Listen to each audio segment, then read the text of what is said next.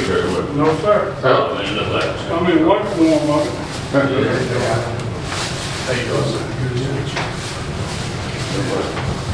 Something right on? I've been in Mr. Muhammad. Oh, you done? What you got? Right here, back here. You got me? How y'all doing? We're doing good. How about yourself?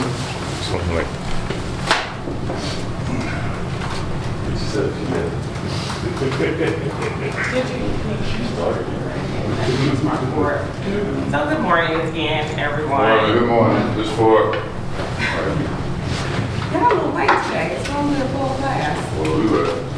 No, we got a field block session. Yeah. Upon accident. You saw the other day before that's what it When we was. were up in the computer lab? Yeah. No, we was closer together. Yeah. Okay. So did everybody grow up in the city? Yeah. So I went to Cooley, and I grew up in the Pinko, Wyoming area. And back then the mosque was right there, and I didn't know much about it, but they were always crowded. It was just always packed over there in that area where the mosque was. And then I had some friends that I grew up with, some neighbors that were part of the nation. But over the years, I came to know Minister Muhammad indirectly through being in the same room at some event and following his ministry online. And I can honestly say that although I'm a Christian and he's Muslim, I call him my friend and brother. Okay? And I know for a fact from witnessing his teachings throughout the community that they're not a one-size-fits-all. It's not just for a specific group of people that his leadership reaches the masses. And so that's why it was important for me to invite him in today. The little that I do know about him and his past, that I thought it would be very beneficial to you all today. So without further ado, I'd like to welcome Minister Detroit Muhammad. Thank you again for coming today. And I hope you remain in the room, but I'll come back near the end. Okay, so you all have a great class today. Thank you for. I'll see you all later. Thank you. And hopefully I'll get that fan. Thank you very much. So, let's begin, if you don't mind.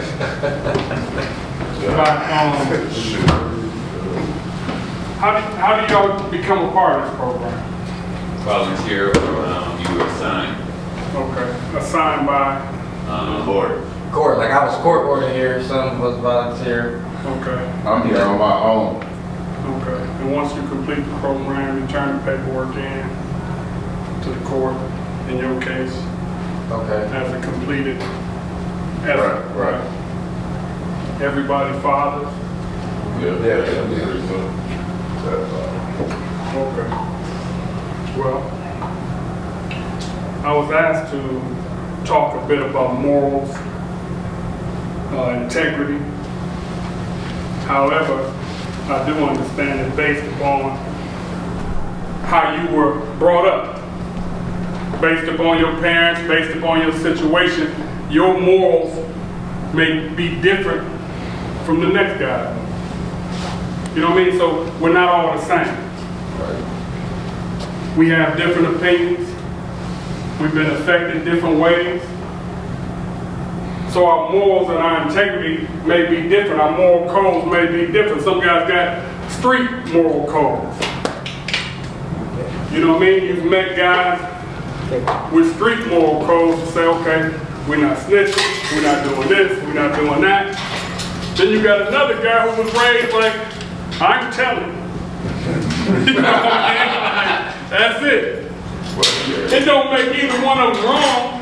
It's just they were raised differently, right? Under different types of codes. So the definition of morals is a person's standards of behavior or belief concerning what is and what's not acceptable for them to do. So your morals is what's not acceptable for you to do. Integrity means the quality of being honest and having a strong moral code. So I want to begin by asking, how many of you in the room got your own personal standards?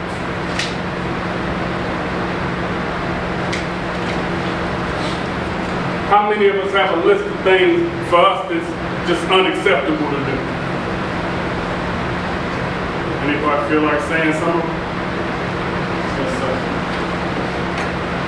One of my main things that I would not allow myself to do is not be myself.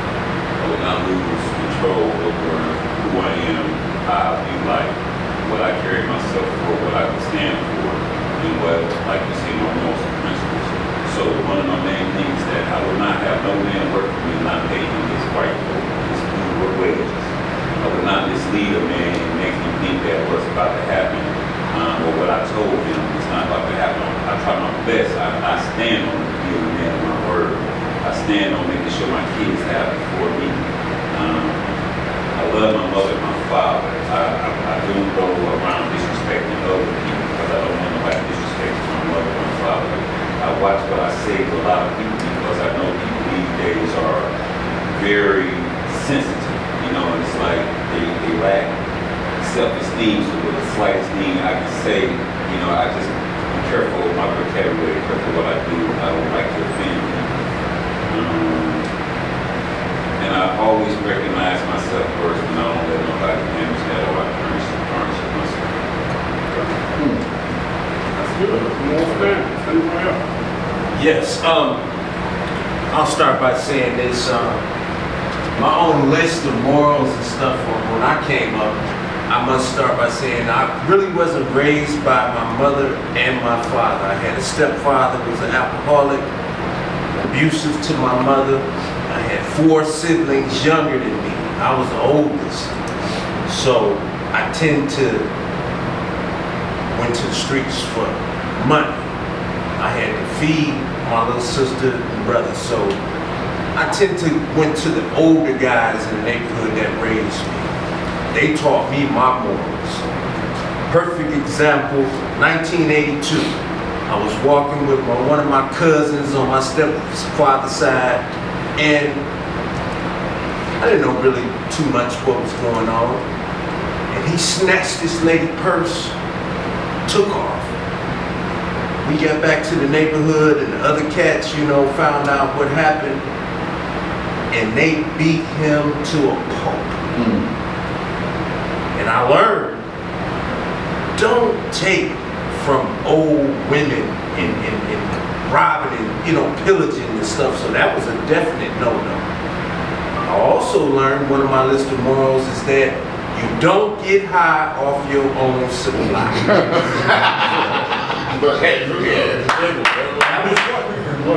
That kept me off of drugs, hard drugs. I might have drank a little bit, smoked some weed, but cocaine, heroin, I never did that.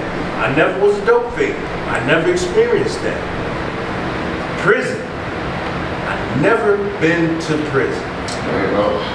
But you can be in prison in your own mind right out here in society. About the city of Detroit. Detroit statistics tell us that 71% of young people come from single parent households. So 71% of Detroit youth are coming from homes with just mothers running the household. Now these percentages are similar in cities like Chicago, Memphis, Baltimore. So cities with high crime rates, cities with high school dropout rates high, cities with a number of teen pregnancies and violence can all be tied to a lack of a father in a home. How many of you have a father in the home? So in this room it's about 50%. Now I understand that sometimes when we in an act of sex, the heat of the moment don't allow us to see beyond the moment. So we're not always prepared for what's produced. But when the sperm reaches the egg and life is produced, you're responsible. Is that in your moral code? Yes. Right? If I have children, I'm responsible. I'm going to be responsible.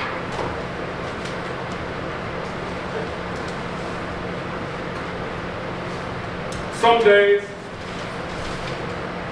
you know, we get away from those moral codes. You said your grandmother had you in church, right? And kind of told us about church. A lot of us grew up, if we didn't go to church, we know about church. And you kind of lose that moral code as you get older and older, unless you're kind of forced to go. And then sometimes when you're forced to go, you don't like it based upon you being forced. But when you look at something that we all know, say the Lord's Prayer. Our Father. I'm going to heaven. Thy kingdom come, thy will be done on earth as it is in heaven. Give us this day our daily bread, and forgive us our trespasses as we forgive those who trespass against us. Okay, you know that, and you didn't even have to rehearse it, right? You ain't been looking at it over and over again to know those words. It says, Our Father. Now that says a lot. Because it's Jesus teaching the prayer, and he's not just saying, say my Father. He's saying, say our Father. So if he's our Father, we all have the ability to grow up and be like our Father. Our Father is talking about God.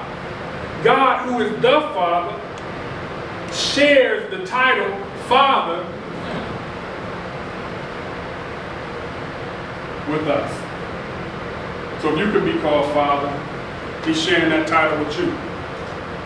That shows how important the role of Father is. Beating, pumping blood throughout your body, you ain't got to put a quarter in your ear to make that happen. You didn't make your lungs. There's enough water, 139,685,000 square miles of water for everybody to drink. There's something about that water too. Yeah. There's enough land, 57,255,000 miles for everybody to plant food and eat. You know, we got poverty because you got some greedy people. But I'm saying God has set us up where we would be maintained.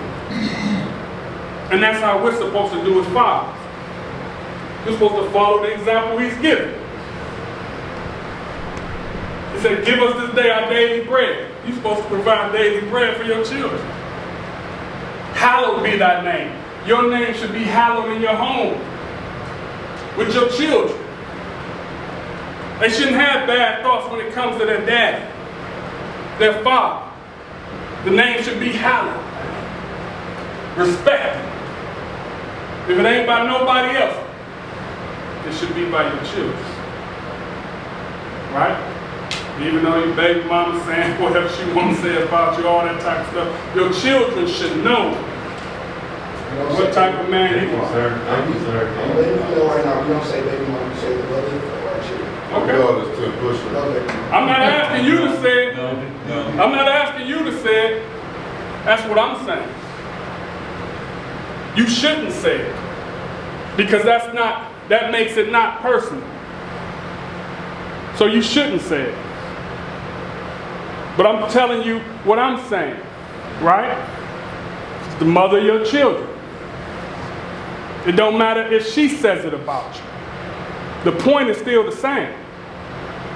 Your children have to see you better.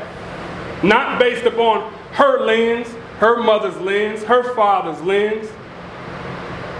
It got to be on the lens that you give them. Where they see you as productive and caring and loving. And everything a father is supposed to be. That's how they're supposed to see us, man. No other way. You're supposed to be your child's security. I'm supposed to be my daughter's security. So she don't have to go out and lean on some dude who ain't gonna take care of her properly or whatever. Somebody gonna whoop her or something. No, man. My dad is gonna take care of this. I'm saying that's our responsibility to change that view. And the way you do that is by taking the highest standard. What's the highest standard? God is the highest standard. And you can just look at how he does things. There ain't no certain religion tied to it. You can read the book, just see how he does things. How does he lead? How does he rule? Is he just? And then I follow that pattern.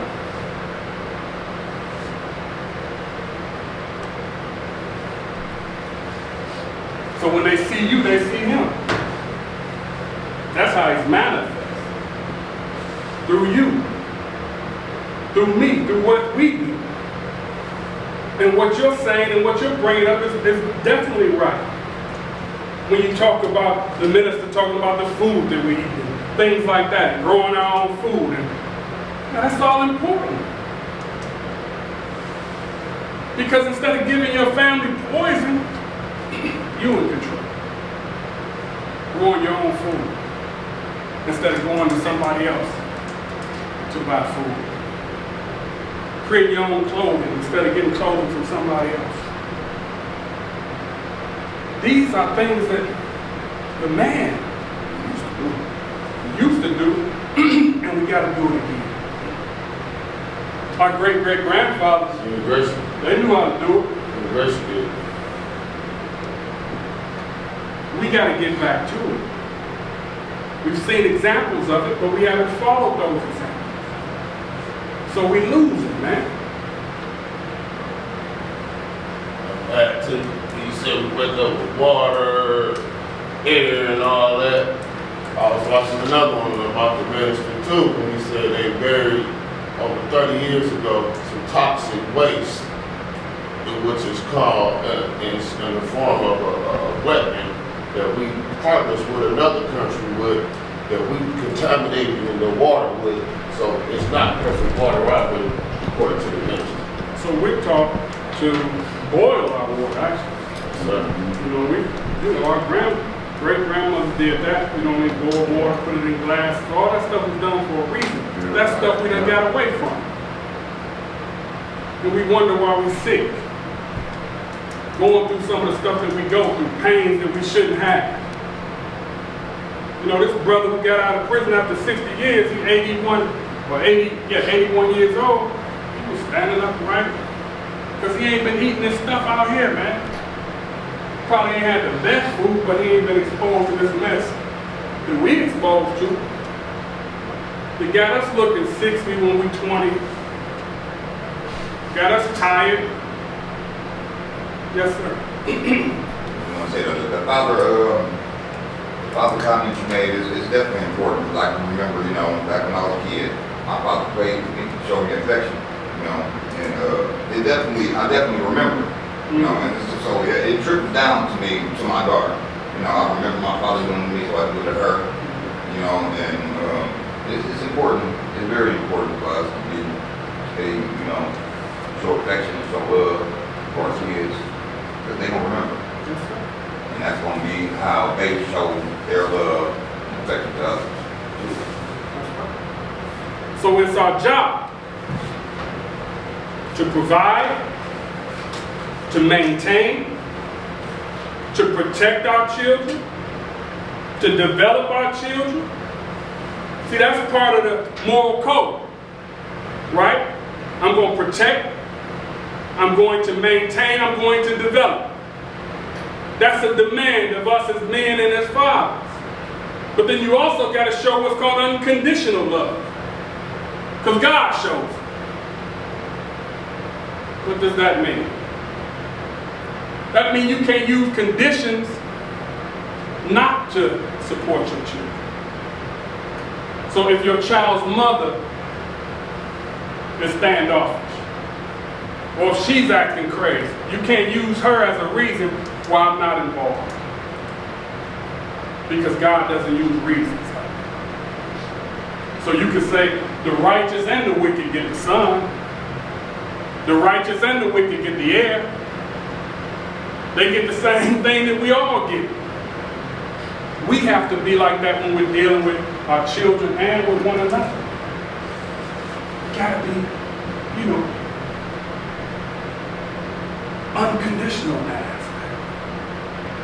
I gotta be able to show my children love regardless, man. Regardless what I'm going through. Because sometimes we let that become the condition as to why we can't treat them properly or be proper by them or be present because of our condition. We use that as the excuse. Can't no longer be an excuse.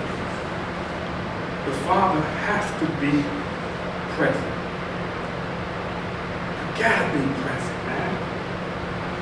Now,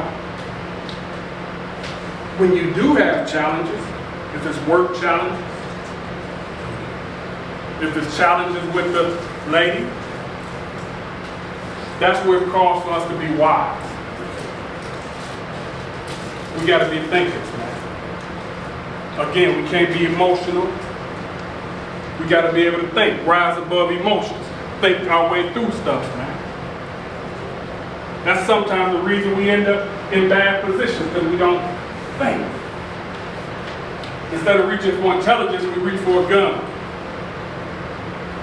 Or we argue when you could just, I'll get back later when I'm a bit cool. Yes, sir. Yes, sir. I can introduce myself first. My name is Mr. Wade. I'm a mentor here at the F.A.R.M program. Also graduated of the F.A.R.M program. I sat in these exact same seat as these gentlemen that we have here with us today. One of the things that I would like to have a conversation with you about is us, when we're fathers, a lot of us don't know how a father's supposed to be or what a father really is, because some of us didn't have fathers growing up in the household with us. And the male role models that we did have, that was either a family member or someone that we consider a male role model in the streets, they wasn't a father figure or a male figure, a positive male figure in our life. So a lot of the time, us as growing up, becoming men, we think that we are men, but we're still living like boys because we didn't have that father figure or that male role model to guide us in the right direction. So a lot of times it's not an excuse, it's the lack of knowledge and the lack of teaching to become a man. I agree totally.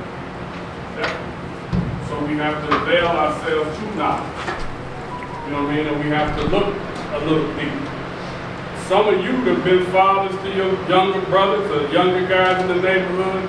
You don't even realize. Sometimes we get shaped by our own circumstances. When we helping each other. When these brothers stood up and shared what they shared. That was fathering in a sense. Right? Because anybody who didn't know could extract from what they said and then use that to kind of direct your life. You get it? But you also have to make yourself available to books, and look beyond the father who wasn't present. You know what I mean? Extract examples from those that you see trying to do better or trying to do right. Some of the stuff is instinctive, just like mothering is instinctive. A sister can just take a baby and just, boom, fall right in. It's something in us where the fathering piece is distinctive, right there inside of us, where it needs the right situation to bring it out. But at the same time, you gotta also associate with the right type of people too. You can't associate with people that allow you to be your lowest. Right? You gotta have people who got morals and standards next to you. To help you stand on your morals and standards. You gotta be in situations where sometimes weight is pressed on you to make a decision. Right? If you could hide behind other people's decisions, it don't allow you to be in the father role. Because in a household, the father is the one who makes the decision, the final decision at least. But if you're in all these type of situations where you're the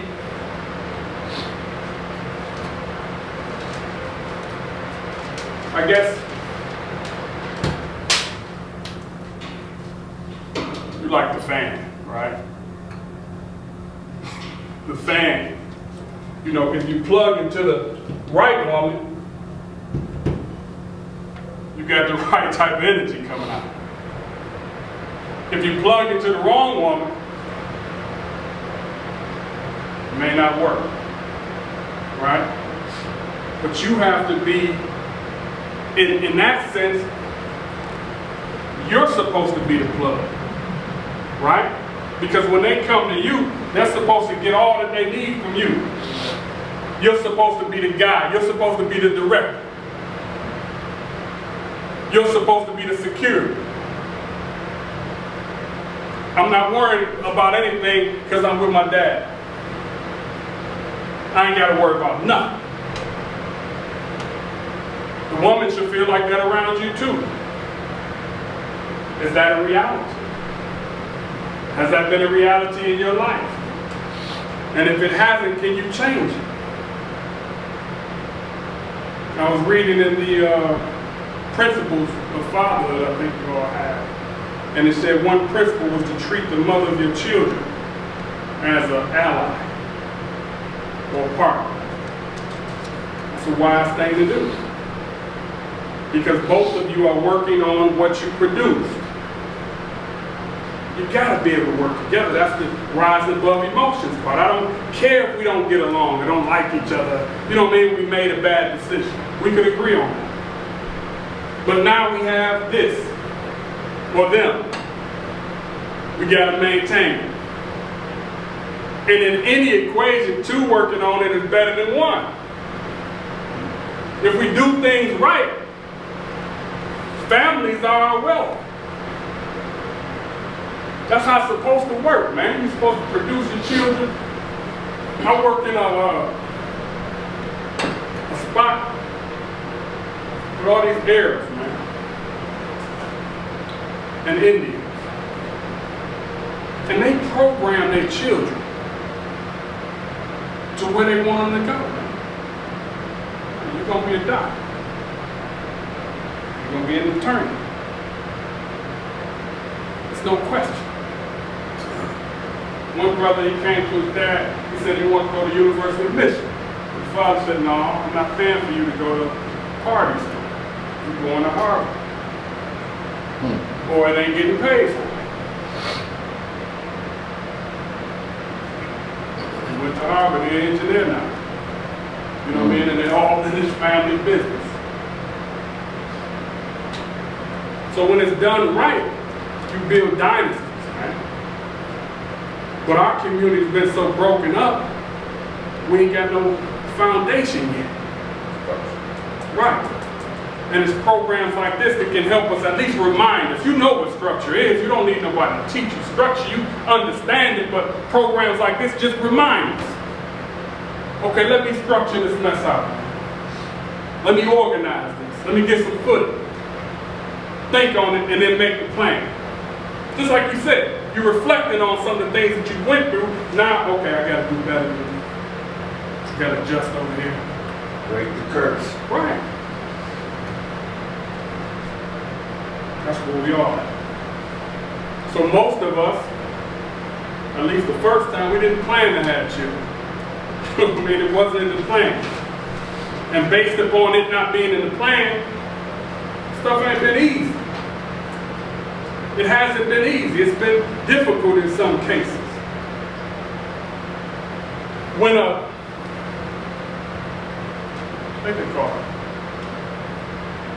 wordsmith, when they make swords, they take swords and they put them in heat. They heat them up, then they pull them out, then they beat them with a hammer. Forge. Okay, you know what I'm talking I am. They take it, they put it back in heat. They beat it some more with an iron. Yeah. They keep taking the sword and beating it until it gets in the shape that they need it in so it can be an effective sword. Iron sharpens iron. As men are supposed to sharpen men. But in order for you to become that sword, You gotta be able to endure the heat. You gotta be able to endure the beating. You can't just be broke down, man. Like, I can't get it done. I need another chance. I'm weak as hell, you know what I mean? That's the end of it. 20. You can't be that. You know, if the court asks you to do something, okay, get it done, but just don't do it for the court.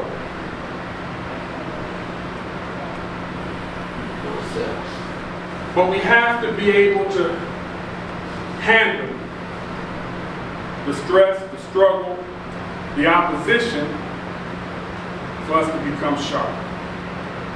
Because every time you run away from any type of struggle or difficulty, you get weaker.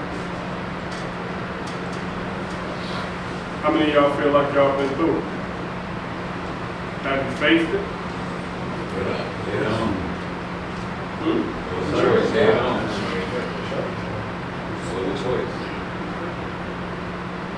So once you overcome, now where you at? Right? What's next then? Because the shit don't stop. What's next? 30. Huh? Success. Continuous success, that's what's next. Okay, that's yeah. They culminate, as they said in numbers, they count with push-ups, sir, because here at the F.A.R.M program, we watch our language and our vocabulary. So you have cuss 3 times, that's why they're saying 30, because that's 30. 30, okay. 30, I do 5 for you. Okay. He don't never do it. You a guest. He don't never do it. Uh-oh, I got 5. I'm about to tell you, you wanted to help. Couldn't get up. I got 5 for you. I got you. One of our things when we do here at the program, we hold ourselves accountable. We hold ourselves and everyone else accountable. You know, that's the main thing, so is he.